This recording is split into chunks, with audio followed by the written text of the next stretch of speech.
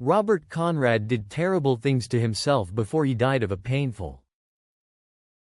Robert Conrad was a multi-talented actor, director, and singer who made an indelible mark on television and film during his career, particularly known for his rugged persona and action-packed roles. Born as Conrad Robert Falk on March 1, 1935, in Chicago, Illinois, he grew up in a tough neighborhood that would shape his future image as a no-nonsense, hard-edged actor. Raised primarily by his single mother, Alice Jacqueline Hartman, who worked as a publicist, Conrad developed a strong sense of independence and resilience from a young age, characteristics that would serve him well in both his personal and professional life. Growing up in Chicago's South Side, Conrad experienced a rough childhood.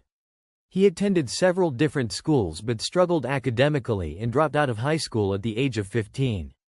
Despite this, he remained determined to make something of himself, and after a series of odd jobs, including driving a milk truck, he enlisted in the National Guard. His early experiences shaped his personality, giving him the gritty edge that would later become a hallmark of his acting roles.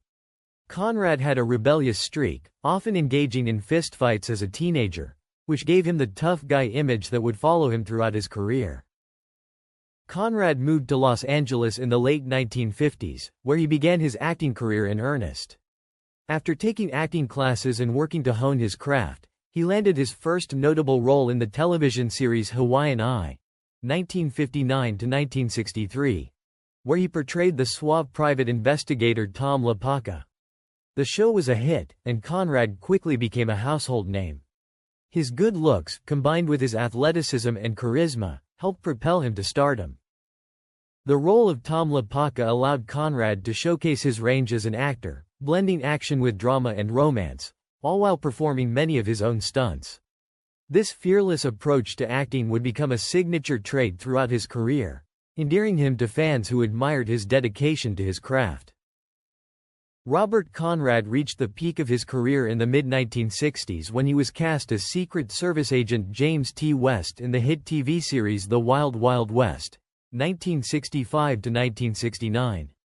The show was a unique blend of Western, science fiction, and spy genres, with Conrad's character often battling eccentric villains using advanced technology, all set against the backdrop of the American frontier. Conrad's physicality and willingness to perform his own stunts added an authentic intensity to the role, and he became known as one of the toughest action stars of his era. Conrad's portrayal of James West was iconic. He wore tight-fitting suits, engaged in elaborate fight scenes, and exuded a cool, unflappable demeanor. The character became a symbol of masculinity and heroism, and Conrad's dedication to doing his own stunts, despite the dangers involved, only added to his allure. The show's success cemented Conrad's status as a television star, and The Wild Wild West remains a cult favorite to this day. Conrad's performance in the series also set the stage for future action-adventure shows, influencing the genre significantly.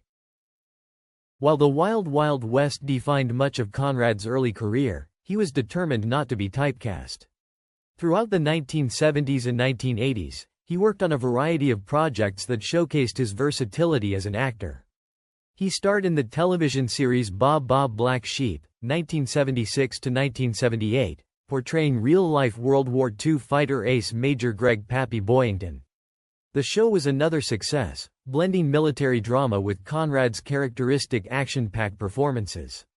Once again, his commitment to realism was evident as he did many of his own stunts, reinforcing his image as a fearless actor.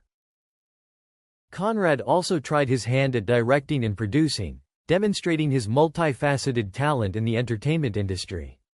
He directed and starred in several made-for-TV movies, including The Duke, 1979, and Coach of the Year, 1980. These projects allowed Conrad to expand his creative reach and prove that he was more than just a rugged action hero. His roles in these films often carried more emotional depth, allowing him to display a more nuanced side of his acting abilities.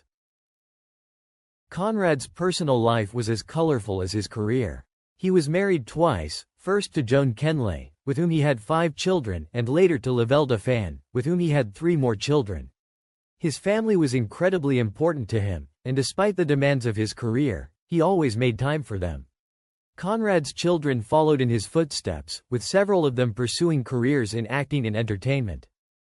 Though known for his tough guy persona, those close to Conrad often described him as warm, caring, and deeply committed to his family.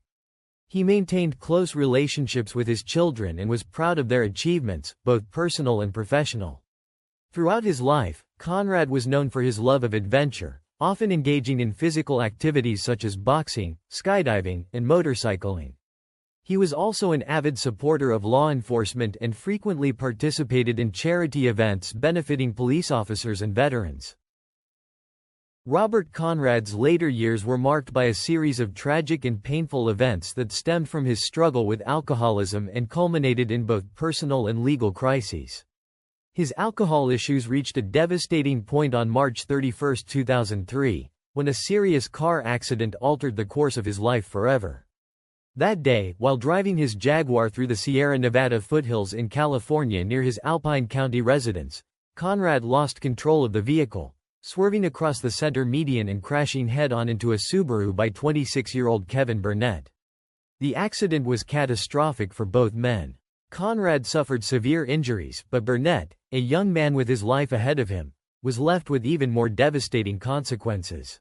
The accident led to Conrad being charged with felony drunk driving, marking a low point in his public life. Facing the court, Conrad pleaded no contest to the charges. His admission was accepted, and he was subsequently convicted. The consequences of his actions were significant. Conrad was sentenced to 6 months of house confinement, where he was to be monitored and restricted to his home, a sharp contrast to the active and adventurous persona that had characterized his earlier years as a Hollywood star. Additionally, he was required to undergo alcohol counseling, a stark acknowledgement of the issues that had contributed to the crash, and was placed on probation for 5 years. This legal entanglement weighed heavily on Conrad in his later years, a reminder of the damage caused to himself and others. Kevin Burnett, the other victim in the accident, faced a long and arduous recovery. He suffered severe injuries from the crash that required intensive medical care and rehabilitation. The emotional and physical toll of the accident was profound, and his family later filed a civil suit against Conrad, seeking justice for the pain and suffering Burnett endured. The lawsuit was settled in 2004 for an undisclosed amount, providing some form of closure but no true resolution for the family. Tragically, Burnett's health continued to decline after the accident, and in 2005, at just 28 years old, he died from perforated ulcers. His family believed that the stress and trauma of the crash, coupled with the difficulty of his recovery, contributed to his early death, making the accident's impact even more profound. For Conrad, the physical aftermath of the crash was debilitating.